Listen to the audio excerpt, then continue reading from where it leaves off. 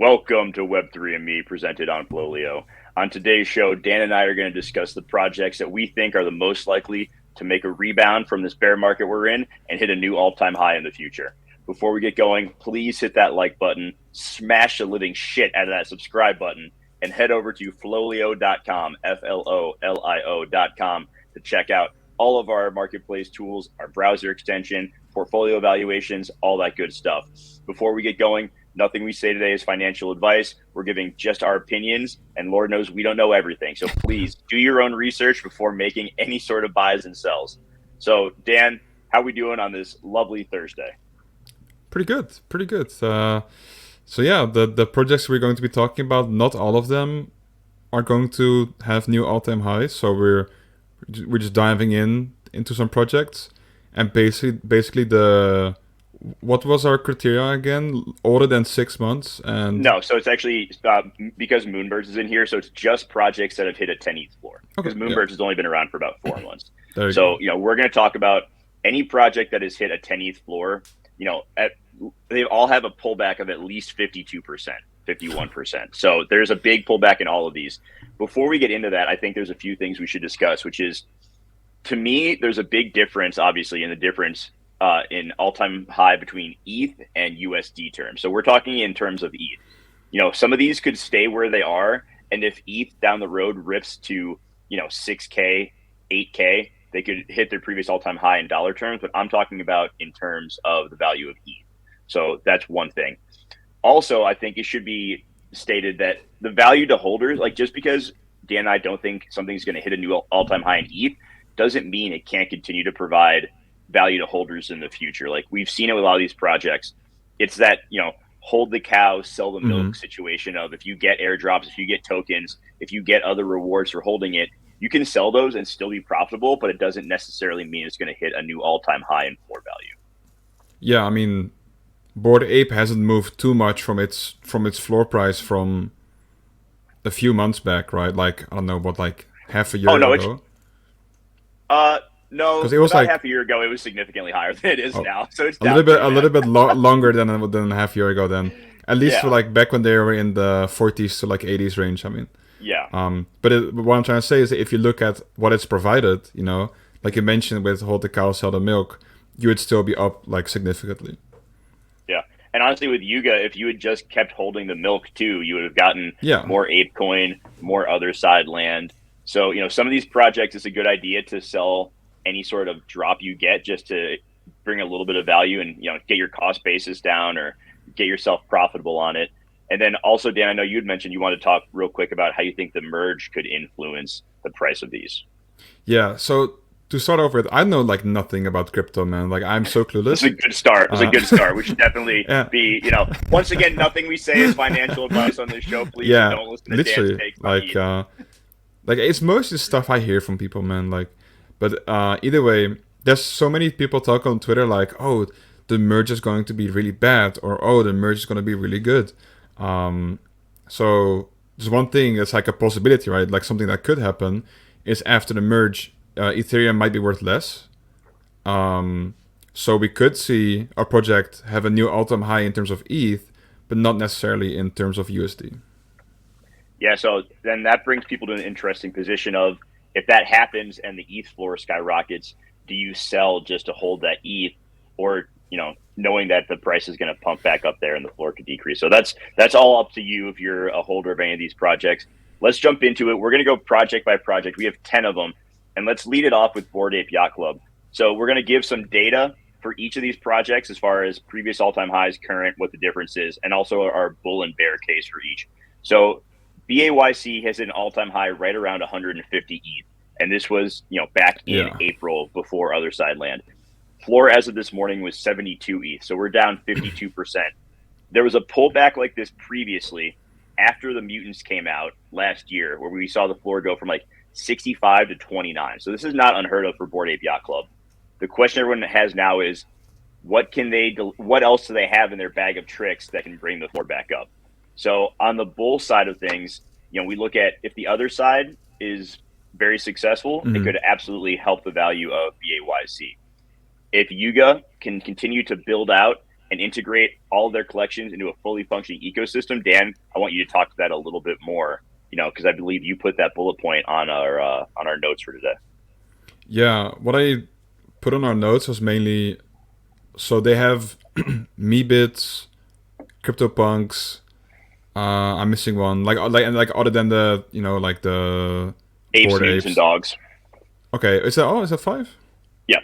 Okay, in my head there was one more, but I must have imagined it. If you count codas as well for other Oh, okay. So the current thing that's missing is it needs something to tie everything together, right? Yep. I believe that maybe other side is something that this is supposed to be. And in general, the point you mentioned at first is that I think that the other side is going to be such a huge, like, price driver in terms of Bored Ape Yacht Club. If other side is really, really, really successful, I can definitely see a new all-time high for Bored Ape. In terms of ETH, I don't think they'll ever get an all-time high ever again in terms of USD. Because I believe the 150 ETH there must have been around like 4k ETH, right? I believe in US dollar terms, it was like 3K at the time. So it was like 450K. I could see it getting a high in dollar terms more likely than ETH terms, actually. Like I could see a world where BAYC gets back to 100 ETH, but ETH is at 5K. And so they've beaten their all time high there. But Yeah, I find it highly unlikely that they hit an ETH all time high. On the bull side as well, there's still a lot on this roadmap that they haven't, shown yet. yeah, And so if there's some stuff on there that gets people excited and they see that, oh yeah, Yuga long term is going to continue to find a way to provide value without diluting the supply, which really would mean that they would have to get BAYC to be like a global brand, yeah, right? That's the case there. On the bear side of things, there's just the fact that they are putting out more stuff. They have put out mutants. There's going to be like the mecha apes. We don't know anything about that yet. That is another, diluter of the supply, depending on what those apes do. I don't think it's going to get you membership to the club like the mutants do for, IRL stuff, but that is a concern also. yeah, And then we also have like I don't want to gloss over completely, but like the Ryder Rips lawsuit and all the stuff there. Like if some of these things come out and it's a loss for Yuga and it's a black eye on the brand, that's absolutely going to push the value down to a place that it can't recover from. yeah. And the thing I wanted to mention about the supply being possibly being diluted, is that they need to have support for all of these projects, right? They need to somehow tie everything together, give everything a purpose, and if they, keep on, like mecha dogs, mega this, mecha this, at one point it might be so much that it's hard to give everything a purpose, and then it's really awkward if Yuga puts out a project where the floor price is like 0.1 or something. Yeah. I mean, I still hold one ape. It's not listed for sale. I have no intention of selling it. I've sold stuff previously that has me very comfortable in my position with Yuga, to where if it all kind of goes to zero, am I going to be unhappy? Yes. Is it going to ruin my life? No. So I'm sitting comfy there. Let's go into another Yuga owned asset, which is CryptoPunks. Current floor is at 68. All-time high from what I could find was about 140 ETH. At the time, ETH was like 3,000 or so. So the peak floor price like 425K. Difference of 51%. So it's been cut in half. I think the bull and bear case are very simple for this, Dan. Bull case is that Yuga Labs does nothing with it. The bear case is that Yuga Labs does anything with it. I think for punks to hit their max value, they just need to remain a piece of history on the Ethereum blockchain. And if individual holders want to exercise their IP rights, that's one thing. But I think if Yuga does anything, and God forbid, like they sell the IP to a brand like Facebook or something in the future, then it's really over. Yeah, I think you're right in a sense where they shouldn't do anything major, right? I think they announced a couple of things regarding CryptoPunks, like, wait, no, there was maybe Meebits and with OpenSea fees or something, right? Yeah. Yeah, but no, I agree. I think that they're essentially like, and maybe this is said too often, but like the type of like Bitcoin for like an NFT Bitcoin type thing. Yeah. Where they kinda universally recognized as the most historical important NFT. So Sure. they don't need any developments in order to go up in price. They're like a, if NFT market sentiment is good, CryptoPunks goes up. If NFT market sentiment goes down, then CryptoPunks goes down, I think. So And it yeah. usually doesn't go down as hard as the rest of the market. Like, I think there's definitely a benefit there. Like, it will pump as hard as the market does, but it will not Mm-hmm. dump as hard as the market does. So I think CryptoPunks in a highly speculative game, and punks are still very speculative. Punks are probably the safest bet out there, but it's still not safe. So please don't buy one just because I said that. Let's finish off the Yuga Labs with Mutant Ape Yacht Club.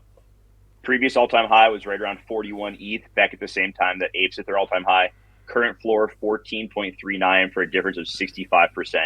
I think the bull and bear case is also very Yeah. clear here. Like, if the board, the mutants have always traded at a percentage of the board ape floor, so it's always been around 20%. So like a 5-to-1 ratio.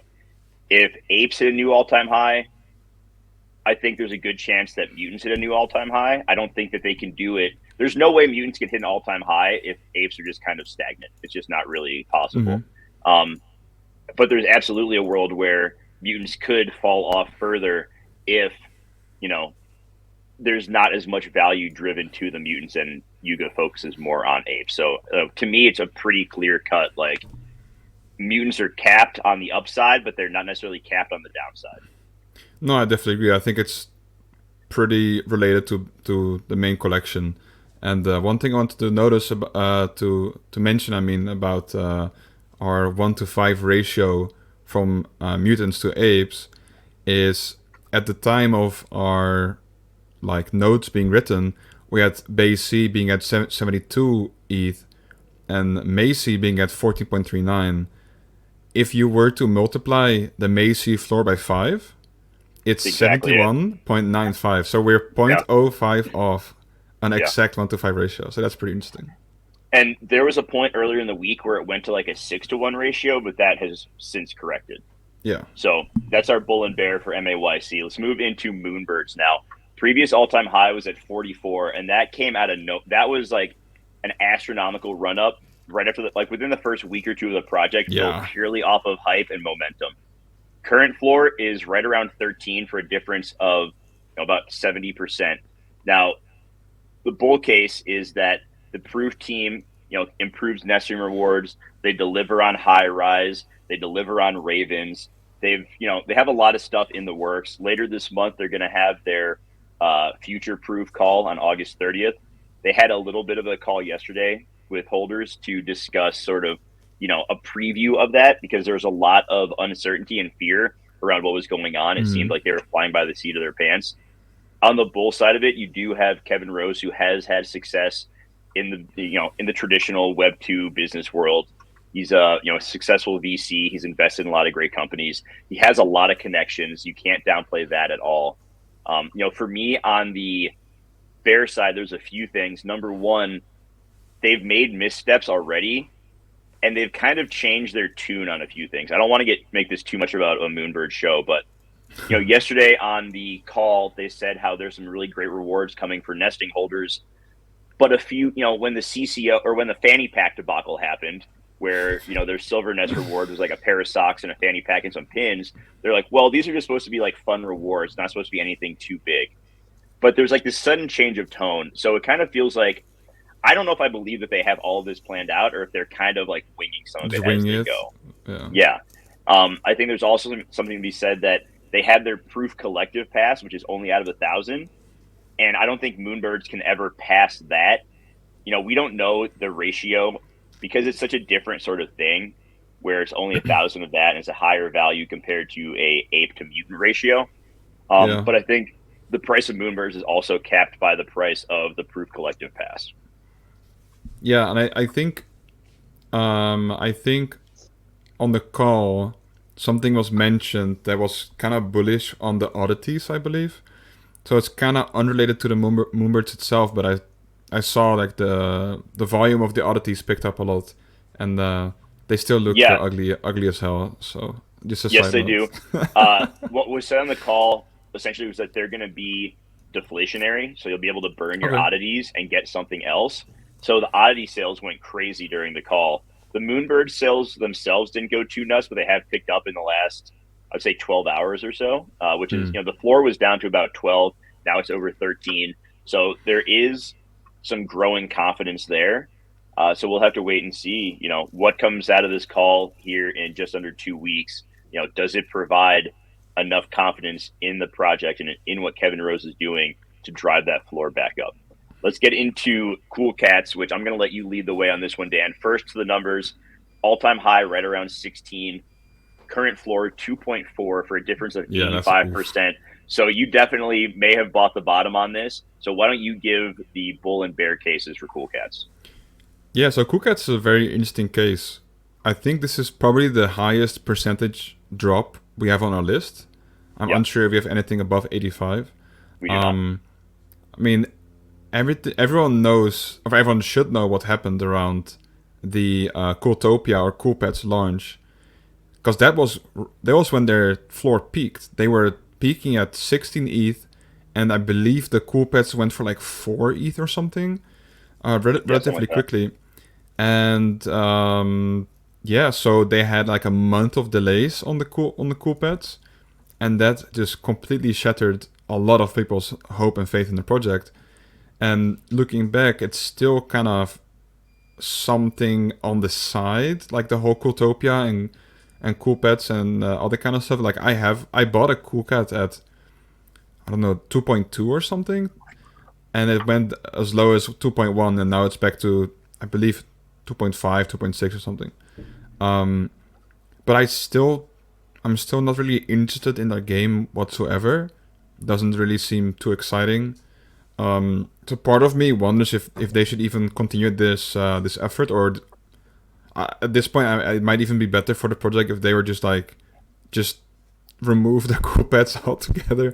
But it's too late, right? You can no longer you can just be like, okay, that was a bad update, let's remove it. No, you're stuck with this. Yeah. You have to improve it. So some of the major bull cases on cool cats for me is personally, you have to build out the universe. This is the same as any other project, right? And what I think is just like Cool Cats and Doodles, they've got a pretty good chance to connect Web 2 and Web 3.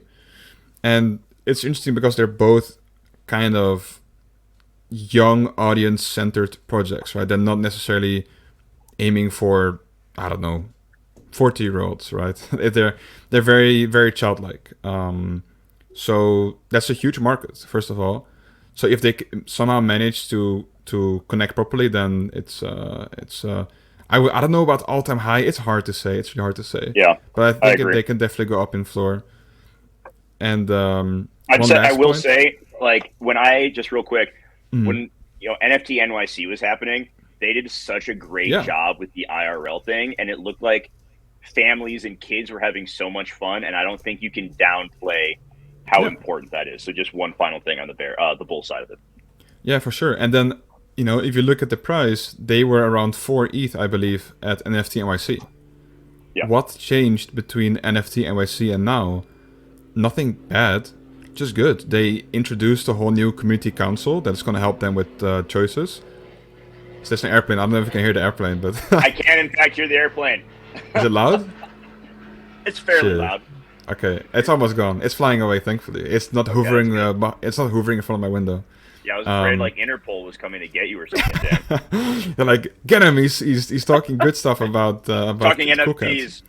NFTs. And then the last thing I want to mention on the bull case is they were talking a long time ago about how they were looking for a new CEO, right? Because they had a new CEO. That guy left.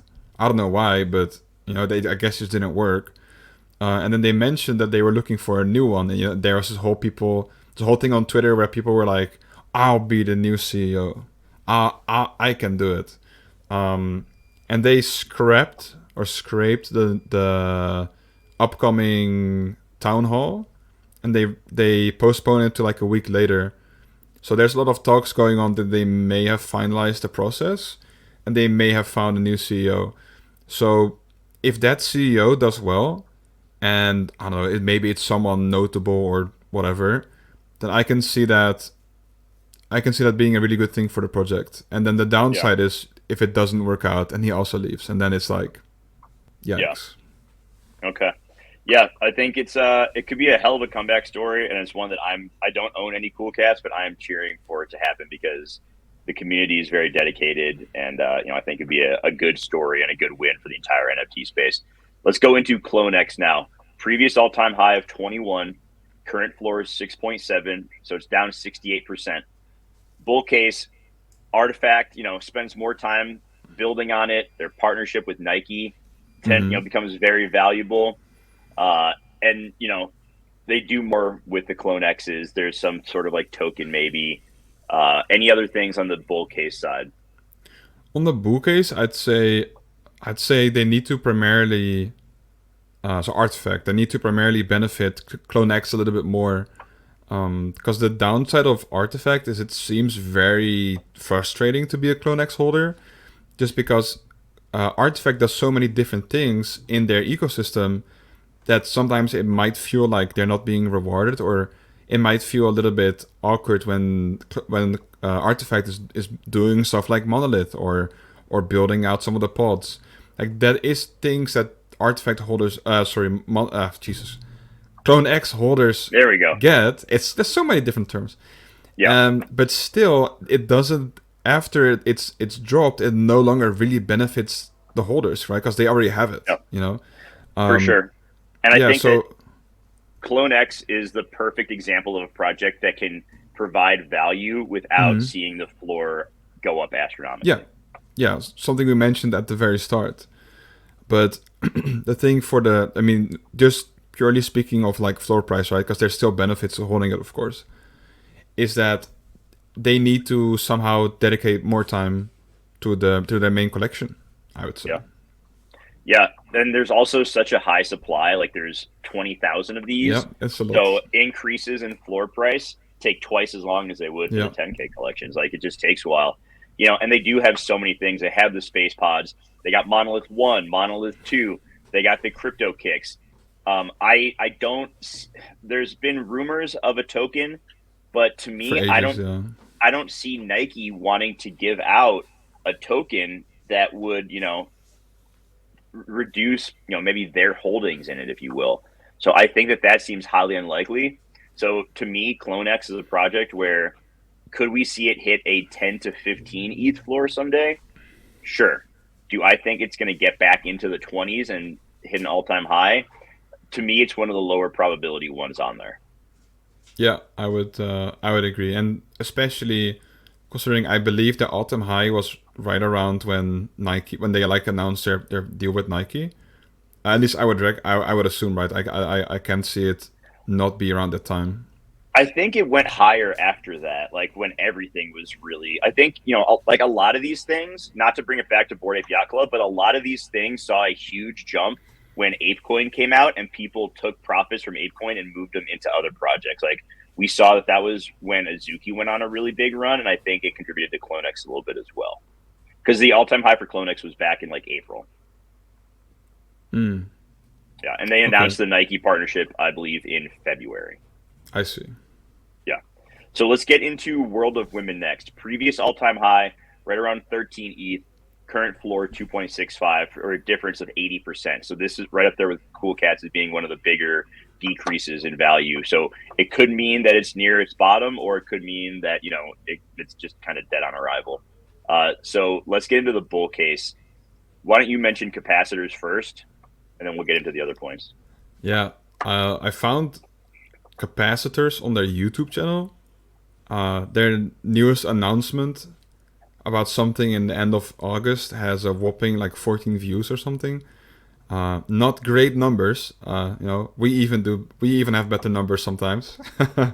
Most times. Yeah, true. Nowadays, yeah, we're now in the big boy club where we get more than like. Let's not go that far. But yeah, the thing about capacitors, I know nothing about them, but they were mentioning how they're revealing at the end of August.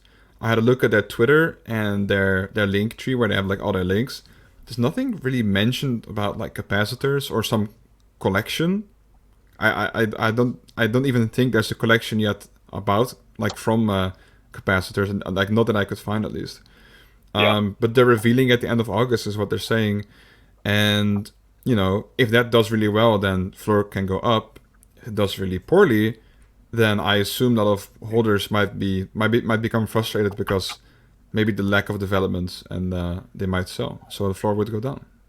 Yeah, they're introducing like the villain to their story, so they're trying to build out the lore. Mm-hmm. They do have Guy Osiri advising them. He's been working with Bored Ape Yacht Club and is, from all indications, based on what the team has said, he's helped them out tremendously.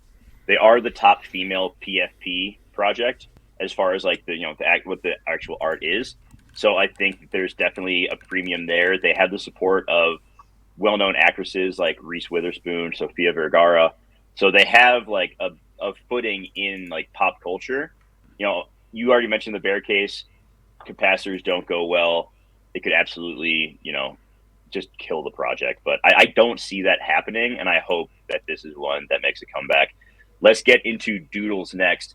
Current floor of 24, all-time high floor of 24. Current floor of 7.35 for down 70%. The bull case is that Doodles leverages their partnerships and their connections. The CEO came from Billboard Music. They have Pharrell Williams on board, and they're able to create a globally recognizable IP that drives high demand to the OG project. The bear case, I mean, their communications have been terrible. I put out a tweet the other day very bad. That in the last 2 months, they haven't put out one, they've retweeted some stuff, but there have been no communications on Twitter, which in my opinion is a bad sign. You need to put something out there. They dropped duplicators 3-4 months ago. A month or so after that, they dropped the Genesis boxes without telling anyone really what any of these things do. So they've added, they've more than tripled their supply of assets in their project without any further information. And so to me personally, I would put them as the least likely on this list to hit an all-time high. Yeah, I would agree. The confidence is so low because of the reasons why you mentioned. And yeah, they were just pumping out these different projects, and they were we'll announce what they're gonna do in a few months, and then a few months later you can actually do something with them. And yeah, it's not great, and the lack of communication is crazy. It's honestly at a rogue level of communication, but they haven't. Yeah, they made 12,000 ETH on the sale of the Genesis boxes. Yeah, Daniel, 12,000 ETH. That is at the current prices of ETH. I mean, that's over $20 million. That's crazy. They've also been making the royalties on duplicators and on the Genesis boxes. Mm-hmm. The value of the Genesis box is down 60% since it minted out a month and a half ago, and no one knows what the hell they bought. It went for 0.51 in this new auction. They were praised for this is such an innovative format to do the sale where you put in what you're willing to sell and that's how many you get. We don't even know what the hell they do. So it's they innovated a new way to grab more cash from their holders and from their supporters, but we haven't really seen anything since. Oh yeah, speaking about, it's kind of unrelated, but grabbing money from supporters. I love your tweets about Puck. It's very, very entertaining. But that's besides the point. That's besides the point. So that's our bull and bear for Doodles. We have two more to talk about. First is going to be Azuki, all-time high of 36. Current floor 6.65 for a decrease of 81%. So this is right up there with Cool Cats and World of Women. Why don't you present the bull case on this one, Dan? Yeah, so they had did they have their pump in April, I believe? Was that or maybe it was a little bit later, the huge pump? March and April, yeah. Yeah, so the main bull case is Azuki forges a lot of partnerships in Web2, providing benefits to holders. So they are maybe with BayC a pretty good project that would partner with streetwear companies. I think Azuki was it. Who did Azuki partner with? You probably know. You're more about the clothing. They haven't really partnered with anyone. There were rumors that they were partnering with Supreme. They are putting out their first piece of merch is going to be those jackets that they have been pumping for a while and that were airdropped to holders. And the pictures look cool. We'll see how cool they are, and how quality they are in real life. They have put on some good in real life events. They did one in LA Hmm. earlier in the year, and that was when they did the surprise airdrop. So that was back in March, where they dropped the boxes that Beans ended up being in. And then they had a really great event at NFT NYC. Zagabond was there. He met people. He kind of doxed himself. Hmm. I think I almost wonder if a bull point would be if Zagabond actually steps down and they appoint like a legitimate leader to the project, Yeah, because I'm wondering if a lot of people are still hesitant to re-enter because of Zagabond's it's a involvement. I risk, know right? personally that like I have no interest in re-entering the project at the moment. I'm happy that I sold when I did. So I'm not really too sure about that. But also on the bear side, it could be that if we find out more bad stuff about that guy, which wouldn't surprise anybody, that could just kill it altogether. Yeah, I mean, you know, there's no reason for the current projects that we know that Zagman was part of that's just like all the projects, right? There could be Yeah. more. There could be more stories that are unheard or untold, and more dirt on Zagabond is bad for Azuki. Like we saw the floor when all the news broke, and like we did see a rebound, but still, it's not great for the project.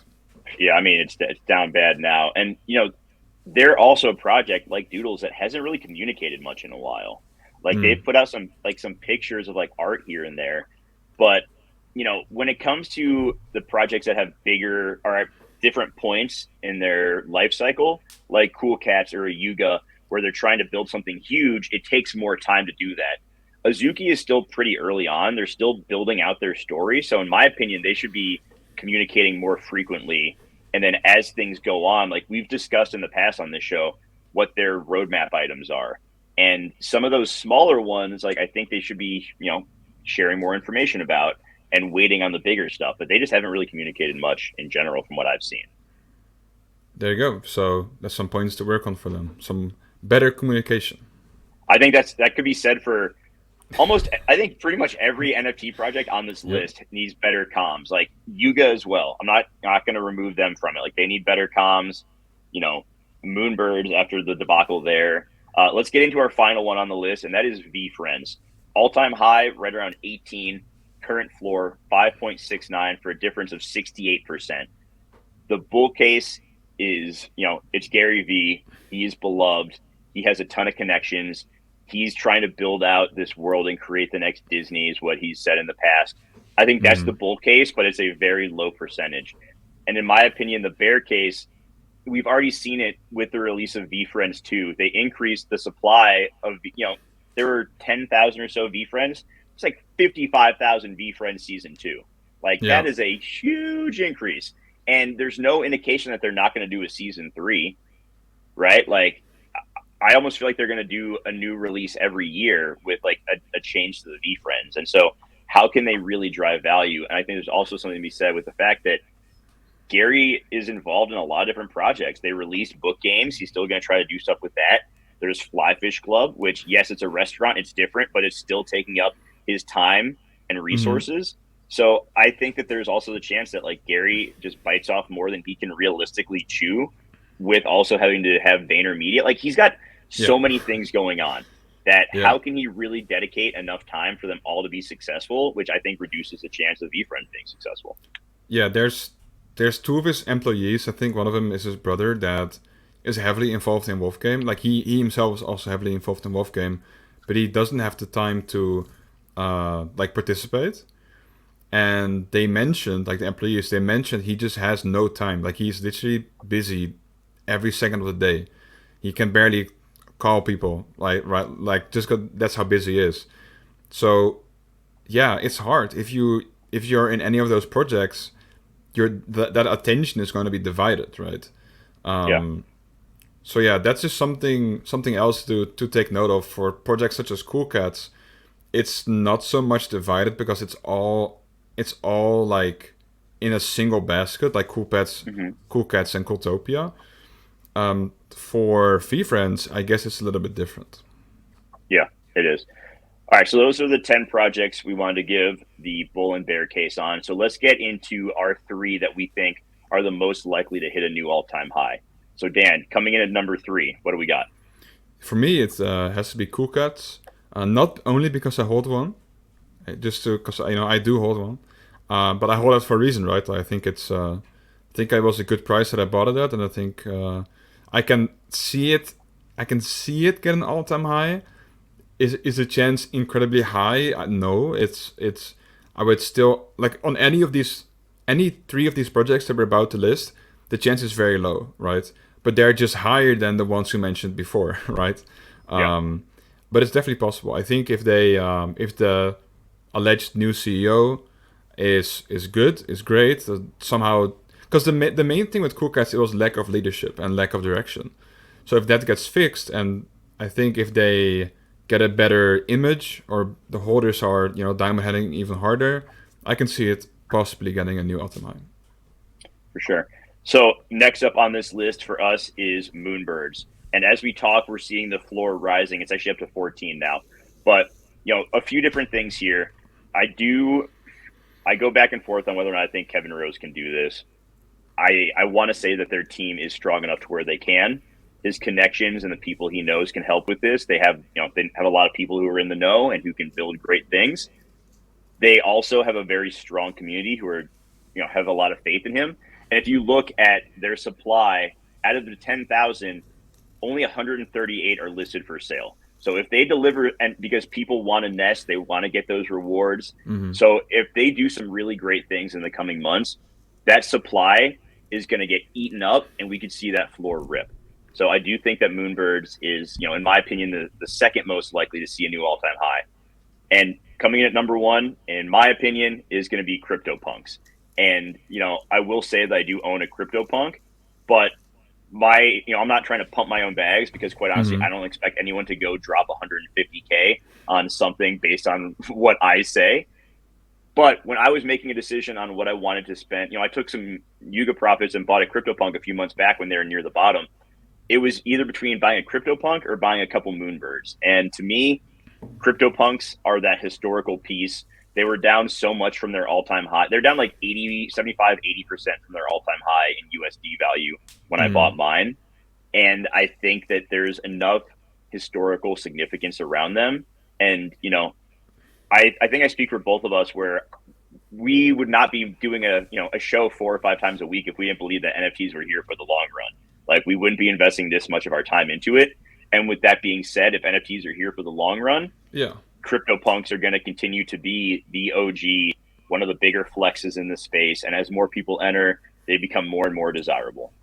Yeah, and it's a collectible, right? Like there are not many NFT projects where you can say if the owners of this project do nothing, I can just hold it over time, it might go up. Like it's one of the few projects where it might just go up over time just because it is what it is. And that has a value for like itself. Agreed. All right, so that wraps it up. Our 3 most likely to hit new all-time high: Cool Cats, Moonbirds, CryptoPunks. Any final words before we head out, Dan? I would say check out our website. It's amazing. I beg you. Like today's episode, subscribe to our channel. We're putting out content 4 or 5 times a week. Head over to FLOLiO.com. Check out everything we got over there. So I think that's going to wrap it up for today. We'll be back tomorrow with our market recap show that is going to be live at 1 p.m. Eastern Standard Time. So tune in for that.